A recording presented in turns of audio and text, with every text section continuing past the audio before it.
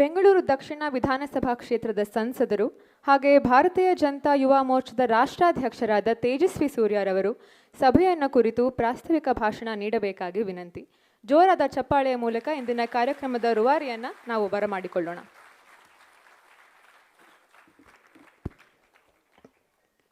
ಭಾರತ್ ಮಾತಾ ಕಿ.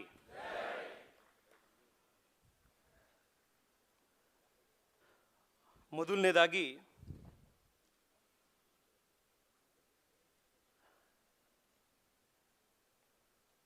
ಕೇವಲ 2-3 ದಿನಗಳ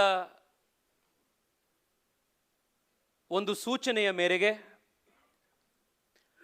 ಅದು ಕೇವಲ ಸಾಮಾಜಿಕ ಜಾಲತಾಣದಲ್ಲಿ ವಕ್ಫ್ ಕಾಯ್ದೆಯ ಕುರಿತಾಗಿ ಸಂವಾದ ಕಾರ್ಯಕ್ರಮವನ್ನು ನಾವು ಮಾಡ್ತಾ ಇದ್ದೀವಿ, ತಾವು ಬನ್ನಿ ಅಂತ ಹೇಳಿ ಆಹ್ವಾನ ಮಾಡಿದ್ರ ಮೇಲೆ ಇಷ್ಟು ದೊಡ್ಡ ಸಂಖ್ಯೆಯಲ್ಲಿ ಬೆಂಗಳೂರು ದಕ್ಷಿಣದ ಜನ, ಬೆಂಗಳೂರಿನ ಜನ ರಿಜಿಸ್ಟರ್ ಆಗಿ ತಾವೆಲ್ಲರೂ ಕೂಡ ಭಾನುವಾರದ ಸಂಜೆ ಸಮಯ ಮಾಡಿ ಬಂದಿದ್ದೀರಿ. ದೇಶದ ಜೊತೆಗೆ ಬೆಂಗಳೂರು ದಕ್ಷಿಣ ಇದೆ, ದೇಶದ ಹಿತಾಸಕ್ತಿಯ ಜೊತೆಗೆ ಬೆಂಗಳೂರಿದೆ ಅನ್ನುವಂಥ ದೊಡ್ಡ ಸಂದೇಶವನ್ನು ತಾವೆಲ್ಲರೂ ಕೂಡ ಈ ಮುಖಾಂತರ ದೇಶಕ್ಕೆ ಕೊಟ್ಟಿದ್ದೀರಿ. ನಿಮ್ಮೆಲ್ಲರಿಗೂ ಪ್ರಥಮವಾಗಿ ಅಭಿನಂದನೆಗಳು, ಧನ್ಯವಾದಗಳು. ಈ ಕಾರ್ಯಕ್ರಮದ ಕೇಂದ್ರ ಬಿಂದು ಯಾರ ಭಾಷಣಗಳನ್ನು ಬಹಳ ಸ್ವಾರಸ್ಯಕರವಾಗಿ, ಆಶ್ಚರ್ಯಕರವಾಗಿ,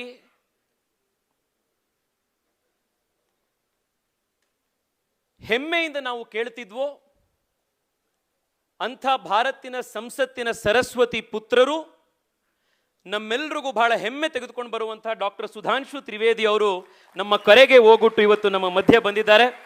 ನಾನು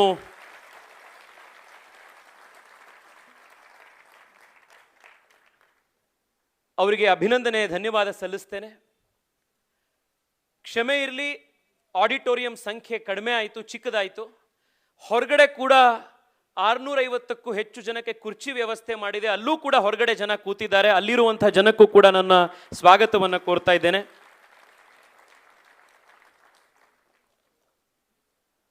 ವೇದಿಕೆ ಮೇಲಿರುವಂಥ ಎಲ್ಲ ನಮ್ಮ ಶಾಸಕರುಗಳು, ಹಿರಿಯ ನಾಯಕರಾದಂಥ ಅಶೋಕ್ ಅವರು, ರವಿ ಸುಬ್ರಹ್ಮಣ್ಯ ಅವರು, ರಾಮಮೂರ್ತಿಯವರು, ಗೋಪಿನಾಥ್ ರೆಡ್ಡಿ ಅವರು, ನೆರೆದಿರುವಂಥ ಎಲ್ಲ ಸಾರ್ವಜನಿಕರು, ಆತ್ಮೀಯರೇ, ತಾವೆಲ್ಲರೂ ಕೂಡ 2014ನೇ ಇಸ್ವಿಯಲ್ಲಿ ಪ್ರಥಮ ಬಾರಿಗೆ ನರೇಂದ್ರ ಮೋದಿ ಅವರಿಗೆ, ಭಾರತೀಯ ಜನತಾ ಪಾರ್ಟಿಗೆ ಪೂರ್ಣ ಬಹುಮತದ ಒಂದು ಸರ್ಕಾರವನ್ನು ತೆಗೆದುಕೊಂಡು ಬಂದ್ರಿ. ಅವತ್ತಿನಿಂದ ಇವತ್ತಿನವರೆಗೆ ಯಾವ ಯಾವ ಭವ್ಯ ಭಾರತದ ನಿರ್ಮಾಣದ ಕೆಲಸಗಳು ಆಗಬೇಕಿತ್ತು ಅನ್ನೋದ್ರ ಬಗ್ಗೆ ನಮ್ಮ ಹಿಂದಿನ 70 ವರ್ಷಗಳ ಕಾಲ ನಮ್ಮ ಕಾರ್ಯಕರ್ತರು, ಹಿರಿಯರು, ಎಷ್ಟೋ ಜನ ಇದಕ್ಕೋಸ್ಕರ, ಈ ಕಲ್ಪನೆಗೋಸ್ಕರ ಜೀವ ತೆಗೆದಿದ್ರು. ಅದೆಲ್ಲದರ ಸಾಕಾರವನ್ನ ನಾವು ನಮ್ಮ ಕಣ್ಣಾರೆ ಕಳೆದ 10 ವರ್ಷದಲ್ಲಿ ನಾವು ನೋಡ್ತಾ ಇದ್ದೀವಿ.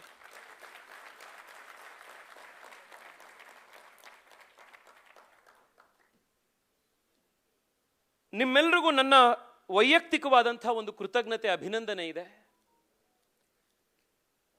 ಈ ಬಾರಿ ನೀವು ನನ್ನನ್ನು 2ನೇ ಬಾರಿಗೆ ಸಂಸದನಾಗಿ ಆಯ್ಕೆ ಮಾಡಿದ ನಂತರದಲ್ಲಿ ಸಂಸತ್ತಿನ ಈ ಕಾಯ್ದೆಯನ್ನ ತಿದ್ದುಪಡಿ ಮಾಡಲಿಕ್ಕೆ ಕೇಂದ್ರದ ಸರ್ಕಾರ ಮತ್ತು ಸಂಸತ್ತು ತಯಾರು ಮಾಡಿದಂಥ ಜಾಯಿಂಟ್ ಪಾರ್ಲಿಮೆಂಟರಿ ಕಮಿಟಿಯಲ್ಲಿ ದೇಶದಿಂದ ಆಯ್ಕೆಯಾದಂಥ 21 ಸಂಸದರಲ್ಲಿ ನನ್ನನ್ನು ಕೂಡ ಆಯ್ಕೆ ಮಾಡಿ ಸುಮಾರು 6 ತಿಂಗಳ ಕಾಲ,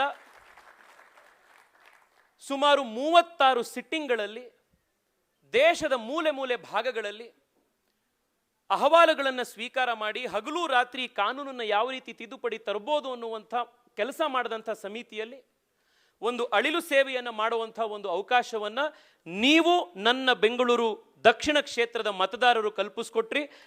ಈ ದೇಶ ಸೇವೆ ಮಾಡೋದರಲ್ಲಿ ಒಂದು ಅಳಿಲು ಪಾತ್ರವನ್ನು ವಹಿಸಲಿಕ್ಕೆ ಅವಕಾಶ ಮಾಡಿಕೊಟ್ಟಿದ್ದಕ್ಕೆ, ನಿಮ್ಮ ಪ್ರತಿನಿಧಿಯಾಗಿ ಅಲ್ಲಿ ಕೆಲಸ ಮಾಡಲಿಕ್ಕೆ ಅವಕಾಶ ಮಾಡಿಕೊಟ್ಟಿದ್ದಕ್ಕೆ ನಿಮಗೆ ಮತ್ತೊಮ್ಮೆ ಧನ್ಯವಾದಗಳು, ಕೃತಜ್ಞತೆಗಳು. ವಕ್ಫ್ನ ಕಾನೂನಿನ ಕುರಿತಾಗಿ ನಾವೆಲ್ಲರೂ ಸುಧಾಂಶು ತ್ರಿವೇದಿಯವರ ಭಾಷಣವನ್ನು ಕೇಳಲಿಕ್ಕೆ ಉತ್ಸುಕರಾಗಿದ್ದೀವಿ. ನಾನು ಹೆಚ್ಚು ಸಮಯ ತಗೊಳ್ಳೋದಿಲ್ಲ. ಆದರೆ 2013 ಮತ್ತು 1995ನೇ ಇಸ್ವಿಯಲ್ಲಿ 1995 and 2013ನಲ್ಲಿ UPA ಸರ್ಕಾರ ವಕ್ಫ್ ಆಕ್ಟಿಗೆ ಯಾವ ರೀತಿಯ ತಿದ್ದುಪಡಿ ತಂದ್ರು, ಅದರಿಂದಾಗಿ ಯಾವ ರೀತಿಯ ಒಂದು ಡ್ರೆಕೋನಿಯನ್ ಸ್ಟ್ರಕ್ಚರ್ ಕ್ರಿಯೇಟ್ ಆಯಿತು ಅನ್ನೋದನ್ನ ಮಾತ್ರ ಬಹಳ ಸಂಕ್ಷಿಪ್ತವಾಗಿ ನಿಮ್ಮ ಎದುರುಗಡೆ ಎಕ್ಸ್ಪ್ಲೈನ್ ಮಾಡ್ಲಿಕ್ಕೆ ಪ್ರಯತ್ನ ಮಾಡ್ತೇನೆ. ವಕ್ಫ್ ಅನ್ನುವಂಥದ್ದು ಅಲ್ಲಾರ ಹೆಸರಿನಲ್ಲಿ ಮುಸ್ಲಿಮರು ಮಾಡುವಂಥ ಒಂದು ದಾನ. It has to be an immovable property. ದೇಶದ ವಿಶ್ವದ ಎಲ್ಲ ಭಾಗಗಳಲ್ಲಿರುವಂಥ ಮುಸಲ್ಮಾನರು ಅವರು ನಂಬಿರುವಂಥ ದೇವರ ಹೆಸರಿನಲ್ಲಿ ಸಮಾಜಕ್ಕೆ ಒಳ್ಳೆಯದಾಗಲಿ, 4 ಜನ ಸಮಾಜದಲ್ಲಿರುವಂಥ ಬಡವರಿಗೆ ಸಹಾಯ ಆಗಲಿ ಅನ್ನುವಂಥ ಒಳ್ಳೆ ಉದ್ದೇಶದಿಂದ ಮಾಡುವಂಥ ದಾನವೇ ವಕ್ಫ್. ಈ ಎಲ್ಲ ವಕ್ಫ್ಗಳನ್ನು ಅಡ್ಮಿನಿಸ್ಟ್ರೇಷನ್ ಮಾಡಬೇಕು ಅನ್ನುವಂಥ ಉದ್ದೇಶದಿಂದ ದೇಶದಲ್ಲಿ ಮೊದಲ ಕಾನೂನು ಜಾರಿಯಾಗಿದ್ದು 1913ನೇ ಇಸ್ವಿಯಲ್ಲಿ ಬ್ರಿಟಿಷರು ದ ಮುಸಲ್ಮಾನ್ ವಕ್ಫ್ ವ್ಯಾಲಿಡೇಟಿಂಗ್ ಆಕ್ಟ್ ಅನ್ನುವಂಥ ಕಾನೂನನ್ನು ಜಾರಿಗೆ ತಂದಾಗ 1913 ವಕ್ಫ್ ಆಕ್ಟು ನೀವು ಅದನ್ನು ತೆಗೆದು ನೋಡಿದ್ರೆ ಅದು ಒಂದು 3-4 ಪುಟ ಮಾತ್ರ ಇದೆ. ಬಹಳ ಸಂಕ್ಷಿಪ್ತವಾಗಿರುವಂಥ ಒಂದು ಕಾನೂನು. ಬಟ್ ಬಹಳ ಸಂಕ್ಷಿಪ್ತವಾಗಿದ್ರೂ ಕೂಡ ಯಾರೇ ವಕ್ಫ್ ಆಗಿ ಯಾವುದೇ ಒಂದು ಜಾಗವನ್ನು ಡಿಕ್ಲೇರ್ ಮಾಡಬೇಕು ಅಂತಂದ್ರೆ ಅದರ ವೆರಿಫಿಕೇಶನ್ ಹೇಗಿರಬೇಕು, ಅದ್ರ ರಿಜಿಸ್ಟ್ರೇಷನ್ ಆಗೋದಕ್ಕಿಂತ ಮುಂಚೆ ಒಂದು ಸಾರ್ವಜನಿಕ ನೋಟಿಸ್ ಸಿಗಬೇಕು, ಯಾರು ಜಮೀನನ್ನ ದಾನ ಮಾಡ್ತಾ ಇದ್ದಾರೋ ಅವರು ಆ ಜಮೀನಿನ ಮಾಲೀಕರಾಗಿರಬೇಕು. ಈ ರೀತಿಯಾದಂಥ ಸಾಕಷ್ಟು ಕಂಡೀಷನ್ಸ್ಗಳನ್ನು ಬ್ರಿಟಿಷರು 1913ನೇ ಇಸ್ವಿಯಲ್ಲೇನೆ ಕಾನೂನಿಗೆ ತಿದ್ದುಪಡಿ ತಂದಾಗ, ಫಸ್ಟ್ ಕಾನೂನು ಬಂದಾಗ ಮಾಡಿದ್ರು. ವ್ಯವಸ್ಥೆ ನಡ್ಕೊಂಡು ಹೋಯಿತು. 1954ರಲ್ಲಿ ದೇಶದ ಎಷ್ಟೋ ಸಮಸ್ಯೆಗಳಿಗೆ ಗಂಗೋತ್ರಿ ಅಂತಿರುವಂತ ನೆಹರು ಅವರು ದೇಶದ ಆಡಳಿತಕ್ಕೆ ಬಂದಾಗ ಪ್ರಥಮ ಬಾರಿಗೆ ವಕ್ಫ್ ತಿದ್ದುಪಡಿಗೂ ಕೂಡ ಅಮೆಂಡ್ಮೆಂಟ್ ಅನ್ನು ತಂದರು. 1954ನಲ್ಲಿ ಪ್ರಾರಂಭ ಆದಂಥ ವಕ್ಫ್ ಕಾಯ್ದೆಯನ್ನು ಸಡಿಲುಗೊಳಿಸುವಿಕೆಯ ಪ್ರಯತ್ನ 1995ನಲ್ಲಿ ಅಂದರೆ 1996ನ ಲೋಕಸಭಾ ಎಲೆಕ್ಷನ್ಗಿಂತ ಕರೆಕ್ಟ್ 8 ತಿಂಗಳು ಮುಂಚಿತವಾಗಿ ಮತ್ತೊಂದು ಬಾರಿ ಮುಂದುವರೆದು 2014ನೇ ಇಸ್ವಿಯ ಲೋಕಸಭಾ ಚುನಾವಣೆಗಿಂತ 2 ತಿಂಗಳು ಮುಂಚಿತವಾಗಿ 2013ರಲ್ಲಿ 2 ಬಾರಿ ಕಾಂಗ್ರೆಸ್ ಪಾರ್ಟಿ UPA ಸರ್ಕಾರ ವಕ್ಫ್ ಆಕ್ಟಿಗೆ ತಿದ್ದುಪಡಿ ತಂತು. ಈ ತಿದ್ದುಪಡಿಗಳಲ್ಲಿ ಅವ್ರು ಮಾಡಿದ್ದೇನು ಅಂತಂದ್ರೆ ಒಂದು ಪ್ಯಾರಲಲ್ ಗವರ್ಮೆಂಟ್ ಸಿಸ್ಟಮ್ ಅನ್ನೇ ರೆಡಿ ಮಾಡಿಬಿಟ್ರು. ನಿಮಗೊಂದು 2-3 ಉದಾಹರಣೆ ಮಾತ್ರ ಕೊಡ್ತೇನೆ. ವಕ್ಫ್ನಲ್ಲಿ ಒಂದು ಕಾನ್ಸೆಪ್ಟ್ ಇದೆ, ವಕ್ಫ್ ಬೈ ಯೂಸರ್ ಅಂತ. ಯಾವುದಾದ್ರೂ ಒಂದು ಜಾಗವನ್ನು ಹಲವಾರು ವರ್ಷಗಳಿಂದ ಯಾರಾದರೂ ಅಲ್ಲಿ ಉಪಯೋಗ ಮಾಡ್ಕೊಂಡು ಬಂದಿದ್ರೆ, ಅಲ್ಲಿ ನಮಾಜ್ ಮಾಡ್ತಾ ಇದ್ರೆ, ಅಲ್ಲಿ ಕಬ್ರಿಸ್ತಾನ್ ಆಗಿ ಮಣ್ಣು ಮಾಡ್ತಾ ಇದ್ರೆ, ಹಲವಾರು ವರ್ಷಗಳಿಂದ ಅದು ನಡೆಸ್ಕೊಂಡು ಬಂದಿತ್ತು ಅಂದ್ರೆ ವಕ್ಫ್ ಬೈ ಯೂಸರ್ ಅನ್ನುವಂಥ ಕಾರಣಕ್ಕೆ ಆ ಜಾಗ it will B Waqf property. ಅದಕ್ಕೆ ನಿಮ್ಮ ಹತ್ರ ಡೀಡ್ ಬೇಕು ಮತ್ತೊಂದು ಬೇಕು ಅಂತಿಲ್ಲ. ಆದರೆ ಆ ರೀತಿ ಬರುವಂಥ ಒಂದು ವ್ಯವಸ್ಥೆಗೂ ಯಾವತ್ತೋ ಒಂದು ಫುಲ್ ಸ್ಟಾಪ್ ಬೇಕಲ್ಲ. ಇವತ್ತಿನಿಂದ ನಂತರದಲ್ಲಿ ಇದಕ್ಕೆ ಡೀಡ್ ಬೇಕು, ಇವತ್ತಿನ ತನಕ ಬಂದಿರುವಂಥ ವಕ್ಫ್ ಪ್ರಾಪರ್ಟಿ ಬೈ ಯೂಸರ್ ಏನಿದೆ ಅದನ್ನೆಲ್ಲದನ್ನು ನಾವು ಉಪಯೋಗಿಸ್ತೀವಿ, ಇನ್ನು ಹೊಸದಾಗಿ ಬರುವಂಥ ಪ್ರಾಪರ್ಟಿ ಎಲ್ಲವೂ ಕೂಡ ರಿಜಿಸ್ಟ್ರೇಷನ್ ಆಗಿರಬೇಕು ಅಂತ. ಆದರೆ ಆ ರೀತಿಯ ಕಾನೂನು ವ್ಯವಸ್ಥೆ ಮಾಡಲೇ ಇಲ್ಲ. ಈ ವಕ್ಫ್ ಬೈ ಯೂಸರ್ ಕಂಟಿನ್ಯೂಯೇಷನ್ ಅಲ್ಲೇ ಉಳಿತು. 2013ರಲ್ಲಿ ಒಂದು ಹೊಸ ಸೆಕ್ಷನ್ ಅನ್ನ ಈ ಆಕ್ಟಿಗೆ ತಿದ್ದುಪಡಿಗೆ ತರ್ತಾರೆ.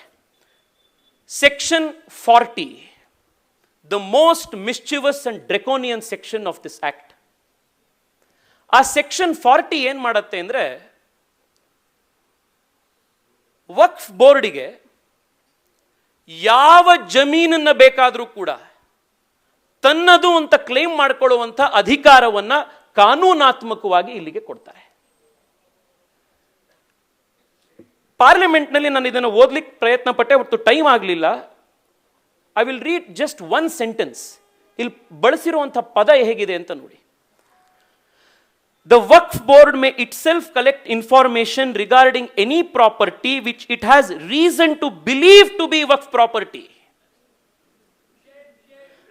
And if any question arises whether a particular property is Waqf property or not, the board may, after making such enquiry as it may deem fit, decide the question, and the decision of the board on a question shall, unless revoked by the tribunal, be final, and the decision of the tribunal cannot be questioned in appeal.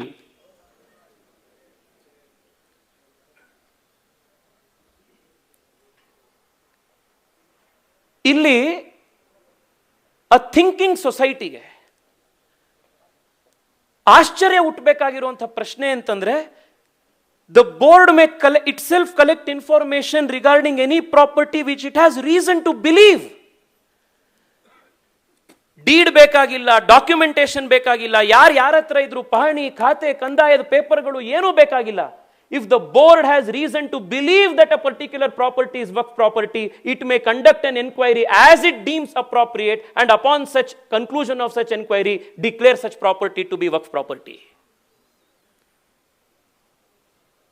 ಚಿಕ್ಕ ಮಕ್ಕಳಿಗೆ ನಾವು credit card ಕೊಟ್ಟಿರ್ತಾರೆ,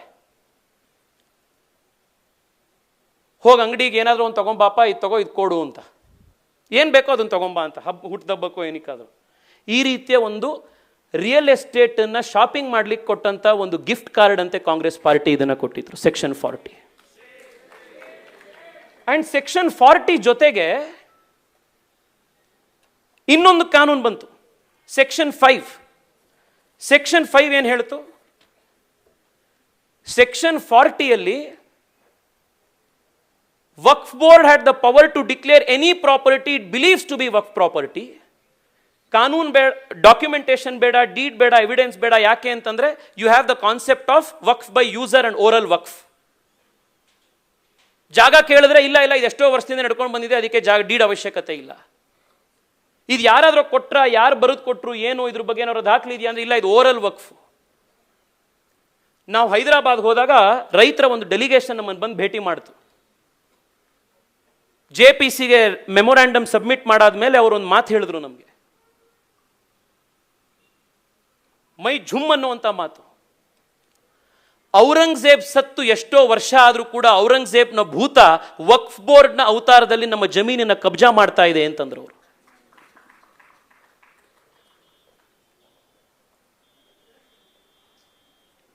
in section 5 ಅಲ್ಲಿ ಏನ್ ಮಾಡಿದ್ರು?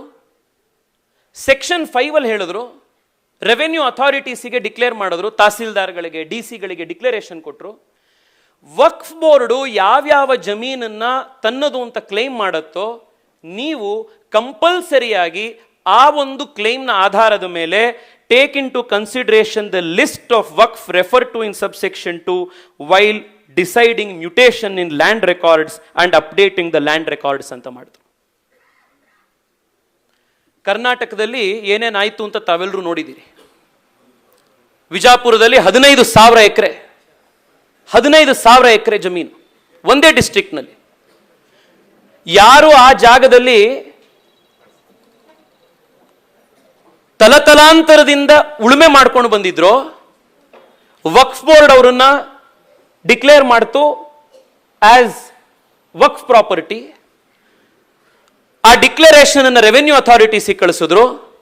Revenue authorities ಕಾನೂನಲ್ಲಿ section 5 ಅಲ್ಲಿ ಹೇಳಿದ್ರು, ದ ರೆವೆನ್ಯೂ ಅಥಾರಿಟಿ ಶೆಲ್ ಅಂತ ಸ್ಟಾರ್ಟ್ ಆಗುತ್ತೆ. ಶೆಲ್ ಅಂದ್ರೇನು? ಕಂಪಲ್ಸರಿ, ಮಾಡಲೇಬೇಕು ಅಂತ. ರೆವೆನ್ಯೂ ಅಥಾರಿಟೀಸ್ ಮೇ ಅಲ್ಲ, revenue authority shall. Revenue authorities ಆ ಡಿಕ್ಲರೇಷನ್ ಆಧಾರದ ಮೇಲೆ they had to change mutation register, they had to change land records. ಯಾವ ಜಮೀನಲ್ಲಿ ವರ್ಷಾನುಗಟ್ಲೆಯಿಂದ ನಿಮ್ಮ ತಂದೆ, ತಾಯಿ, ತಾತ, ಅಜ್ಜಿ ಅಲ್ಲಿ ಉಳುಮೆ ಮಾಡಿದ್ರೋ, ಎಲ್ಲಿ ಅವ್ರನ್ನ ಮಣ್ಣು ಮಾಡಿದ್ರೋ, ಅದೇ ಭೂಮಿ, ಅದೇ ಜಮೀನು, ರಾತ್ರೋರಾತ್ರಿ ಅದೇ ಜಮೀನಲ್ಲಿ ನೀವು ಎನ್ಕ್ರೋಚರ್ ಆಗ್ತೀರಾ. ಅಂಡ್ ನೀವು ಆ ಜಮೀನನ್ನ ಮಾರಾಟ ಮಾಡಬೇಕು ಅಂತಂದ್ರೆ, ಆ ಜಮೀನನ್ನ ನೀವು ಸಬ್ಸಿಡಿ ತಗೊಳ್ಬೇಕು, ಕೃಷಿಗೆ ಇನ್ನೊಂದು ಉಪಯೋಗ ಮಾಡ್ಕೊಳ್ಬೇಕು ಅಂತಂದ್ರೆ ನಿಮ್ಗೆ ಯಾವುದಕ್ಕೂ ಕೂಡ ಉಪಯೋಗ ಆಗಲ್ಲ. ಯಾಕೆಂದ್ರೆ ಅದು ಮ್ಯೂಟೇಷನ್ ರಿಜಿಸ್ಟರ್ ಚೇಂಜ್ ಆಗೋಗಿದೆ, ಖಾತೆಯಲ್ಲಿ ನಿಮ್ಮ ಹೆಸರು ಬದಲಾಗೋಗಿದೆ, ಪಹಣಿಲಿ RTCಯಲ್ಲಿ ನಿಮ್ಮ ಹೆಸರು ಬದಲಾಗೋಗಿದೆ. ಇದನ್ನು ನೀವು ಪ್ರಶ್ನೆ ಮಾಡಬೇಕು. ಸಹಜವಾಗಿ ಸಿವಿಲ್ ಕೋರ್ಟ್ ಡಿಸ್ಪ್ಯೂಟ್ ಇತ್ತು ಅಂತಂದ್ರೆ ನೀವು ಕೋರ್ಟ್ಗೆ ಹೋಗ್ತೀರಿ, ಆದರೆ 1995ನಲ್ಲಿ ವಕ್ಫಿಗೆನೆ ತನ್ನದೇ ಆದಂಥ ಟ್ರಿಬ್ಯುನಲ್ ತಂದರು. ಆ ಟ್ರಿಬ್ಯುನಲ್ ತಂದಿದ್ದಷ್ಟೇ ಅಲ್ಲದೆ ಆ ಟ್ರಿಬ್ಯುನಲ್ನ ಡಿಸಿಷನ್ಸ್ಗಳನ್ನು ಫೈನಲ್ ಅಂತ ಮಾಡಿದ್ರು. You did not even have the authority to question the outcome of the tribunal in the court of law, even in the high court. Appeal ಪ್ರಾವಿಷನ್ನೇ ತೆಗೆದಾಕ್ಬಿಟ್ಟಿದ್ರು. ಇನ್ನು ಲಿಮಿಟೇಷನ್ ಆಕ್ಟ್ ಅಂತ ಇದೆ. ಲಿಮಿಟೇಷನ್ ಆಕ್ಟ್ ಏನು ಅಂತಂದ್ರೆ, ಯಾರೇ ಯಾವುದೇ ಒಂದು ಖ್ಯಾತೆಯನ್ನು ತೆಗೆದು ಕೋರ್ಟಿಗೆ ಹೋಗಬೇಕು ಅಂದ್ರೆ ಇಷ್ಟು ವರ್ಷದ ಒಳಗಡೆ ಹೋಗಬೇಕು ಅನ್ನೋದಕ್ಕೆ ಒಂದು ಲಿಮಿಟೇಷನ್ ಇದೆ. ಈ ವಕ್ಫ್ ಆಕ್ಟ್ ನ ಸ್ಪೆಷಾಲಿಟಿ ಏನಿತ್ತು ಗೊತ್ತಾ? ವಕ್ಫ್ ಏನಾದರೂ ನಿಮ್ಮ ಜಾಗವನ್ನ ಕ್ಲೈಮ್ ಮಾಡ್ತು ಅಂತಂದ್ರೆ ನೀವು ಕೋರ್ಟಿಗೆ ಹೋಗ್ಲಿಕ್ಕೆ ಅಥವಾ ಟ್ರಿಬ್ಯುನಲ್ಗೆ ಹೋಗ್ಲಿಕ್ಕೆ, ಅಥವಾ ಅಲ್ಲ ಟ್ರಿಬ್ಯುನಲ್ಗೆ ಹೋಗ್ಲಿಕ್ಕೆ ನಿಮಗಿದ್ದಿದ್ದು 1 ವರ್ಷ ಟೈಮ್. ಆದ್ರೆ ವಕ್ಫ್ ಬೋರ್ಡು ಇದು ಔರಂಗಜೇಬು ಬಾಯಲ್ಲಿ ಇವರಿಗೆ ಗಿಫ್ಟ್ ಕೊಟ್ಟಿದ್ರಂತೆ 500 ವರ್ಷದ ಹಿಂದೆ ಅಂತ ಹೇಳಿ ನಾಳೆ ಬಂದು ಕೂಡ ನಿಮ್ಮ ಜಮೀನನ್ನು ತಗೊಳ್ಬೋದಿತ್ತು. ಅವ್ರಿಗೆ ಲಿಮಿಟೇಷನ್ ಆಕ್ಟ್ ಅಪ್ಲೈ ಆಗ್ತಾ ಇರಲಿಲ್ಲ.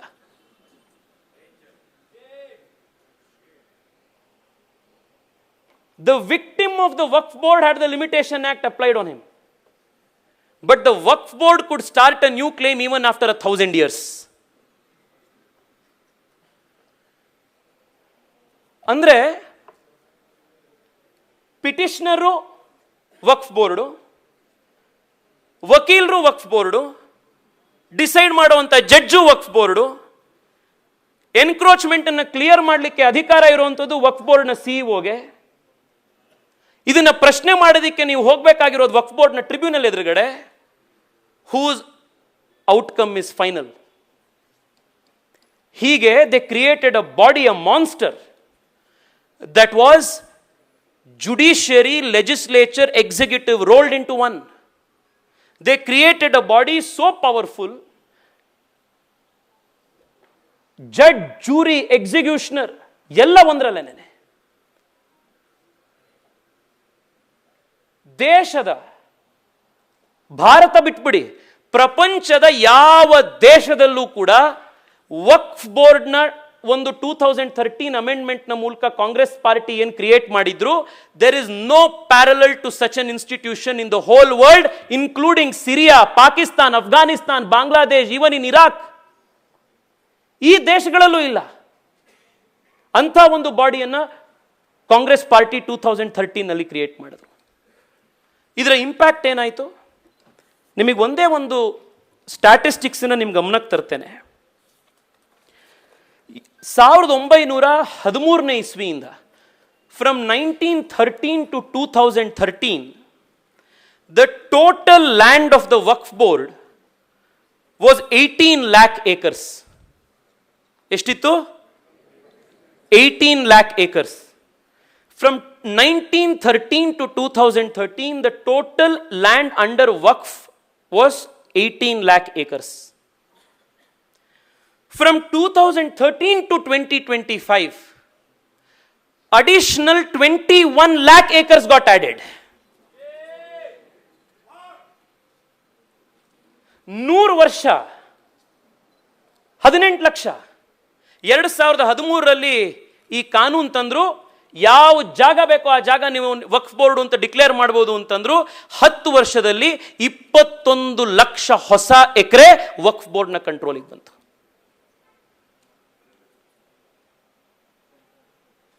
ಕಾಂಗ್ರೆಸ್ ಪಾರ್ಟಿಯವರು ಯಾರೇ ಇರಲಿ, ರೋಡ್ನಲ್ಲಿ ಸಿಕ್ಕಿದಾಗ ಈ ಪ್ರಶ್ನೆ ಕೇಳಬೇಕು, ಏನ್ ಭಾರತವನ್ನ ಪಾಕಿಸ್ತಾನ ಮಾಡಿ ಇದನ್ನ ದೇಶ ಮಾಡಬೇಕು ಅಂತ ಹೊರಟಿದ್ರ, ನೀವು ಏನ್ ಮಾಡ್ಲಿಕ್ಕೆ ಹೊರಟಿದ್ರಿ ಅನ್ನುವಂಥ ಪ್ರಶ್ನೆ ಇವತ್ತು ದೇಶ ಕೇಳಬೇಕಾಗಿದೆ ಕಾಂಗ್ರೆಸ್ ಪಾರ್ಟಿಗೆ. ಯಾವ ಉದ್ದೇಶದಿಂದ ಮಾಡಿದ್ದಿ ಕಾನೂನನ್ನ?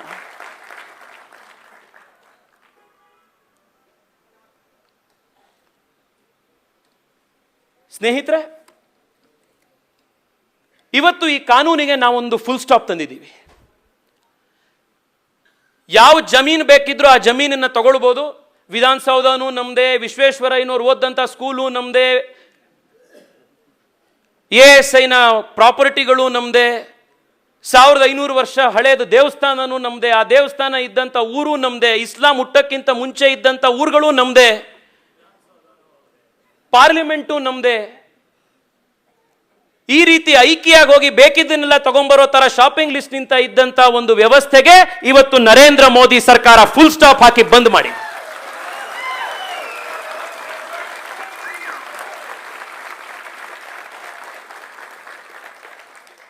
Section 40 has been deleted from this act.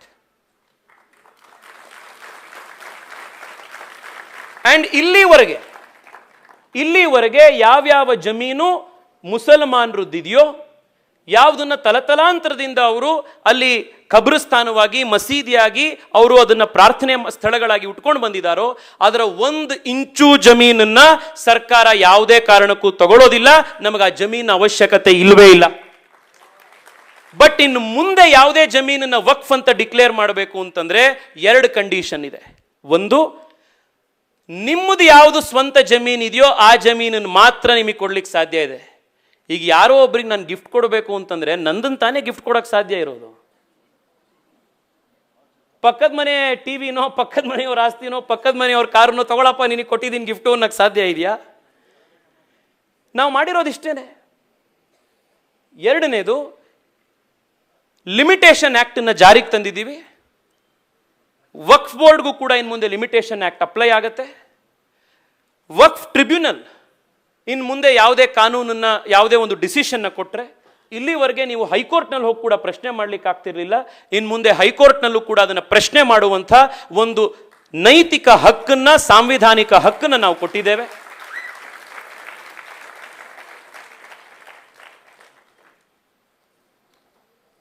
ಇನ್ನು ಎಷ್ಟು ವಕ್ಫ್ ಬೋರ್ಡ್ನ ಜಮೀನಿದೆ, ಎಲ್ಲಿದೆ, ಎಷ್ಟಿದೆ, ಯಾವುದು ವಕ್ಫ್ ಬೋರ್ಡ್ನ ಜಮೀನು, ಇದು ಯಾವುದ್ರ ಬಗ್ಗೆನೂ ಕ್ಲಾರಿಟಿನೇ ಇಲ್ದಲೇ ಇರುವಂಥ ಸ್ಥಿತಿ ಇತ್ತು. ಕಂಪಲ್ಸರಿಯಾಗಿ ಕಾನೂನು ಜಾರಿಗೆ ಬಂದ 1 ವರ್ಷದ ಒಳಗಡೆ ದೇಶದಲ್ಲಿರುವಂಥ ಎಲ್ಲ ವಕ್ಫ್ ಆಸ್ತಿ ಒಂದು ಆನ್ಲೈನ್ ಪೋರ್ಟಲ್ನಲ್ಲಿ ರಿಜಿಸ್ಟರ್ ಆಗಬೇಕು. ನೆಕ್ಸ್ಟ್ ಆ ಒಂದು ಪ್ರಾಪರ್ಟಿಗಳ ಯಾವುದೇ ಒಂದು ಟ್ರಾನ್ಸಾಕ್ಷನ್ ಆಯಿತು ಅಂತಂದ್ರೂ ಅದೆಲ್ಲವೂ ಕೂಡ ಆ ಆನ್ಲೈನ್ ಪೋರ್ಟಲ್ನ ಮುಖಾಂತರವೇ ಆಗಬೇಕು. ಒಂದು ಡಿಜಿಟಲ್ ಟ್ರೈಲ್ ಅವೈಲಬಲ್ ಇರಬೇಕು ಅನ್ನುವಂಥ ಒಂದು ವ್ಯವಸ್ಥೆ ಆಗಿದೆ. ಇನ್ನು ವಿಶ್ವೇಶ್ವರಯ್ಯನವರು ಓದಂಥ ಸ್ಕೂಲು, 15,000 ಎಕರೆ ಜಮೀನು, ಸರ್ಕಾರದಲ್ಲಿದ್ದಂಥ ಗೋಮಾಳ ಜಮೀನು, ಇದ್ದು ಬದ್ದಿ ಜಮೀನೆಲ್ಲ ನಮ್ಮದು ಅಂತ ಅನ್ಕೊಂಡಿದ್ದಂಥ ಒಂದು ಕ್ಲೇಮ್ ಏನಿತ್ತು, ಯಾವ್ಯಾವ ಸರ್ಕಾರದ ಜಮೀನುಗಳು ಅನ್ನುವಂಥದ್ದಿದೆ, ಡಿಸಿಷನ್ ಆಗಿಲ್ಲ, ಪೆಂಡಿಂಗ್ ಇದೆ, ಅದನ್ನೆಲ್ಲವನ್ನು ಯಾವುದು ವಕ್ಫ್ ಬೋರ್ಡ್ ತನ್ನದು ಅಂತ ಕ್ಲೇಮ್ ಮಾಡಿತ್ತು, ಇನ್ ಮುಂದೆ ಆ ಎಲ್ಲ ಜಮೀನು ಕೂಡ ಸರ್ಕಾರದ ಜಮೀನಾಗಿರುತ್ತೆ until it will be finally proved. ಇನ್ನು ವಕ್ಫ್ ಬೋರ್ಡ್ನ ಮ್ಯಾನೇಜ್ಮೆಂಟ್ನಲ್ಲಿ ಪ್ರೊಫೆಷನಲಿಸಮ್ ತರಬೇಕು, ಅಕೌಂಟಬಿಲಿಟಿ ತರಬೇಕು ಅನ್ನುವಂಥ ಉದ್ದೇಶದಿಂದ ಎಕ್ಸ್ಪರ್ಟ್ಸ್ ಅನ್ನ ತರಬೇಕು ಅನ್ನೋದಾಗಿದೆ. ಅದರಲ್ಲಿ ನಾನ್ ಮುಸ್ಲಿಂ ಮೆಂಬರ್ಸ್ ಅನ್ನು ಕೂಡ ಹಾಕಬೇಕು ಅನ್ನೋದಾಗಿದೆ. ಇನ್ನು ಪ್ರಶ್ನೆ ಬಂದಿದೆ, ಯಾಕೆ ನಾನ್ ಮುಸ್ಲಿಂ ಮೆಂಬರ್ಸ್ ಅನ್ನು ಹಾಕ್ತಾ ಇದ್ದೀರಿ ಅಂತ. ಅದಕ್ಕೆ 2 ಉತ್ತರ ಇದೆ. ಒಂದು, ಬಹಳ ಸತಿ ಪ್ರಶ್ನೆ ಮಾಡ್ತಾ ಇದ್ದಾರೆ ಕಾಂಗ್ರೆಸ್ನವರು, ದೇವಸ್ಥಾನದ ಕಮಿಟಿಯಲ್ಲಿ ಯಾಕೆ ನೀವು ಮುಸಲ್ಮಾನರನ್ನ ಹಾಕ್ತಾ ಇಲ್ಲ, ಕಾಶಿ ವಿಶ್ವನಾಥದಲ್ಲಿ ಹಾಕಿ, ರಾಮ ಮಂದಿರದಲ್ಲಿ ಹಾಕಿ, ಅಲ್ಲಿಗೆ ಯಾಕೆ ಹಾಕ್ತಾ ಇಲ್ಲ ಅಂತ. ವಕ್ಫ್ ಬೇರೆ, ವಕ್ಫ್ ಬೋರ್ಡ್ನ, ವಕ್ಫ್ ಕೌನ್ಸಿಲ್ನ ಮ್ಯಾನೇಜ್ಮೆಂಟ್ ಬೇರೆ. ಖಬ್ರಿಸ್ತಾನದಲ್ಲಿ ನೀವು ಯಾವ ರೀತಿ ಮಣ್ಣು ಮಾಡಬೇಕು ಅಂತ ನಿಮ್ಮ ಪದ್ಧತಿ ಇದೆ, ಅದನ್ನ ಯಾವ ರೀತಿ ಮಾಡಿ ಅಂತ ನಾವು ರೆಗ್ಯುಲೇಟ್ ಮಾಡ್ತಾ ಇಲ್ಲ. ಮಸೀದಿಯಲ್ಲಿ ನೀವು ನಮಾಜ್ ಯಾವ ರೀತಿ ಮಾಡಬೇಕು ಅದರ ರೆಗ್ಯುಲೇಷನ್ ನಾವು ಮಾಡ್ತಾ ಇಲ್ಲ. ಆದರೆ ಅದರ ಪ್ರಾಪರ್ಟಿ ರೈಟ್ಸ್ ಇನ್ನೊಬ್ಬರ ಮೇಲೆ ಇಂಪ್ರಿಂಜ್ ಆಯಿತು ಅಂತಂದ್ರೆ ಸಿವಿಲ್ ಲಾ ಅಪ್ಲೈ ಆಗುತ್ತೆ, ಅವಾಗ ಎಲ್ರಿಗೂ ಕೂಡ ಅಪ್ಲೈ ಆಗಬೇಕು. It is a secular function, ಅದಕ್ಕೋಸ್ಕರ ಬೇರೆಯವ್ರಿಗೂ ಅವಕಾಶ ಇರಬೇಕು ಅನ್ನೋದು ನಮ್ಮ ಅವಕಾಶ. ಅಂಡ್ ನೀವು ಭಾಷಣಗಳಲ್ಲಿ ಕೇಳಿದ್ದೀರಿ, OIC ಆದಿಯಾಗಿ ಎಲ್ಲರೂ ಕೂಡ ಭಾಷಣ ಮಾಡಿ ಹಿಂದೂ ದೇವಸ್ಥಾನಗಳನ್ನು ಕಂಟ್ರೋಲ್ ಮಾಡುವಂಥ ಆಕ್ಟ್ಗಳಲ್ಲಿ ಕಂಪೇರ್ ಮಾಡ್ತಾ ಇದ್ದಾರೆ. ಇಟ್ ಇಸ್ ಫಂಡಮೆಂಟಲಿ ಫ್ಲಾಡ್ ಆ ಕಂಪ್ಯಾರಿಸನ್. ಹಿಂದೂ ದೇವಸ್ಥಾನಗಳ ಆಸ್ತಿ ಅದು ಹಿಂದೂಗಳ ಜೊತೆಗಿಲ್ಲ, ಅದು ಸರ್ಕಾರದ ಕೈಲಿದೆ. ಒಂದು ತುಪ್ಪದ ದೀಪ ಹಚ್ಚಬೇಕು ಅಂತಂದ್ರೆ, ಅಥವಾ ನೀವು ಎಳ್ಳೆಣ್ಣೆ ದೀಪ ಹಚ್ಚಬೇಕು ಅಂತಂದ್ರೆ, ನೀವು ಸಾವಂತಿಗೆ ಹೂ ಹಾಕಬೇಕಾ ಅಥವಾ ದುಂಡು ಮಲ್ಲಿಗೆ ಹಾಕಬೇಕಾ ಅಂತಂದ್ರೆ ಅದನ್ನ ನೀವು ಹೋಗಿ ಪರ್ಮಿಷನ್ನ ಒಬ್ಬ ಸರ್ಕಾರದ ಅಧಿಕಾರಿ ಹತ್ರ ಕೇಳಬೇಕಾದಂಥ ದೈನೇಸಿ ಸ್ಥಿತಿಯಲ್ಲಿ ಹಿಂದೂ ದೇವಸ್ಥಾನಗಳ ಆಡಳಿತ ಇದೆ, ಮುಜರಾಯಿ ಆಡಳಿತ. ನಿನ್ನೆ ನಾವು ಕರ್ಗದ್ ನೋಡ್ತಾ ಇದ್ದೀವಿ. ಕರ್ಗ ಮಾಡಬೇಕು ಅಂತ ಸರ್ಕಾರದ ಹತ್ರ ಹೋಗಿ ಕೈ ಕಟ್ಕೊಂಡು ಲೈನಲ್ಲಿ ನಿಂತ್ಕೊಳ್ಬೇಕಾಗಿದೆ, ಪರ್ಮಿಷನ್ ಸಿಗ್ತಾ ಇಲ್ಲ. So comparing Waqf act to HRC acts is completely flawed. ಮೂರನೇದು, 2013ನೇ ಇಸ್ವಿಯಲ್ಲಿ ಕಾಂಗ್ರೆಸ್ನವ್ರು ಏನ್ ಮಾಡಿದ್ರು ಅಂದ್ರೆ ವಕ್ಫ್ ಟ್ರಿಬ್ಯುನಲ್ನ ಜೂರಿಸ್ಡಿಕ್ಷನ್ ಅನ್ನ ಚೇಂಜ್ ಮಾಡಿದ್ರು. 2013ನೇ ಇಸ್ವಿವರೆಗೂ ವಕ್ಫ್ ಟ್ರಿಬ್ಯುನಲ್ ಎದುರುಗಡೆ ಬರೀ ಮುಸ್ಲಿಮರು ಬಂದು ಕೇಸ್ಗಳನ್ನು ಹಾಕ್ಬೋದಿತ್ತು, ಬೇರೆ ಯಾರಿಗೂ ಕೂಡ ಜಡ್ಜ್ಮೆಂಟ್ ಕೊಡ್ಲಿಕ್ಕೆ ವಕ್ಫ್ ಟ್ರಿಬ್ಯುನಲ್ಗೆ ಅಧಿಕಾರ ಇರಲಿಲ್ಲ.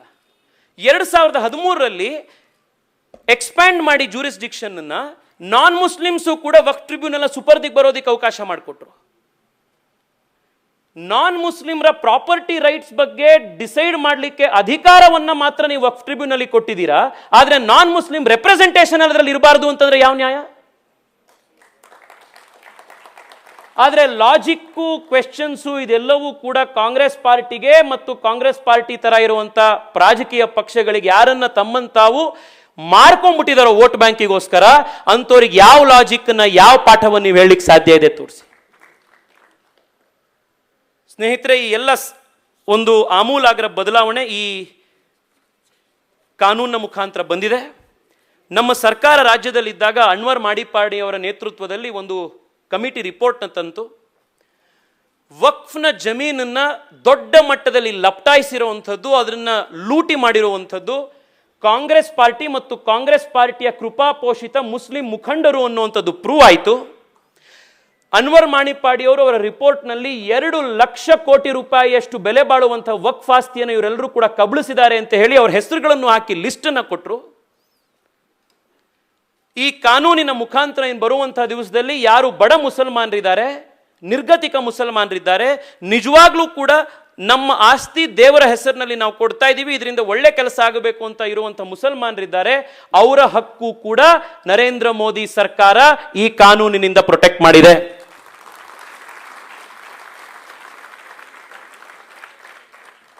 ನಾನು ನಿಮ್ಮೆಲ್ಲರಿಗೂ ಧನ್ಯವಾದ ಹೇಳ್ತೇನೆ. ತಾವು ಜಾಗೃತ ಮತದಾರರು. ನಮ್ಮ ಒಂದು ಮತ ದೇಶದಲ್ಲಿ ಎಂಥ ಬದಲಾವಣೆಗಳನ್ನು ತೆಗೆದುಕೊಂಡು ಬರ್ಬೋದು ಅಂತ ಅರ್ಥ ಮಾಡ್ಕೊಂಡಿರುವಂಥ ಮತದಾರರು. ನೀವು ಹಾಕಿದಂಥ ಒಂದೇ ಒಂದು ವೋಟು ದೇಶದ ಸಂವಿಧಾನ ಜಮ್ಮು ಕಾಶ್ಮೀರದಲ್ಲೂ ಕೂಡ ಸಂಪೂರ್ಣವಾಗಿ ಅಪ್ಲಿಕಬಲ್ ಆಗೋದಕ್ಕೆ 370ನ ತೆಗೆಯೋದಕ್ಕೆ ನೀವು ಅವಕಾಶ ಮಾಡಿಕೊಟ್ರಿ. ನೀವು ಹಾಕೊಟ್ಟಂಥ ಒಂದು ವೋಟು ದೇಶದ ಆಸ್ತಿ, ದೇಶದ ಸಂಪತ್ತು, ದೇಶದ ದೇವಸ್ಥಾನಗಳು, ಸರ್ಕಾರದ ಸಂಪತ್ತು ದೇಶಕ್ಕೆ ಉಳಿಬೇಕು ಅನ್ನುವಂಥ ಒಂದು ದೊಡ್ಡ ಐತಿಹಾಸಿಕ ನಿರ್ಧಾರವನ್ನು ಮಾಡಿಕೊಡೋದ್ರಲ್ಲಿ ತಾವೆಲ್ಲರೂ ಕೂಡ ಬಹಳ ದೊಡ್ಡ ಒಂದು ಶಕ್ತಿಯನ್ನು ಸರ್ಕಾರಕ್ಕೆ ಕೊಟ್ಟಿದ್ದೀರಿ. ನಾನು ನಿಮ್ಮೆಲ್ಲರಿಗೂ ಕೂಡ ಈ ಸಂದರ್ಭದಲ್ಲಿ ಧನ್ಯವಾದವನ್ನು ಅರ್ಪಿಸಿ, ನಾನು ಸುಧಾಂಶು ತ್ರಿವೇದಿ ಅವರು ಬಂದು ನಮ್ಮನ್ನೆಲ್ಲರನ್ನು ಉದ್ದೇಶಿಸಿ ಮಾತನಾಡಬೇಕು ಅಂತ ಹೇಳಿ ನಾನು ನಿಮ್ಮ ಪರವಾಗಿ ಸ್ವಾಗತವನ್ನು ಮಾಡ್ತಾ ಇದ್ದೆ.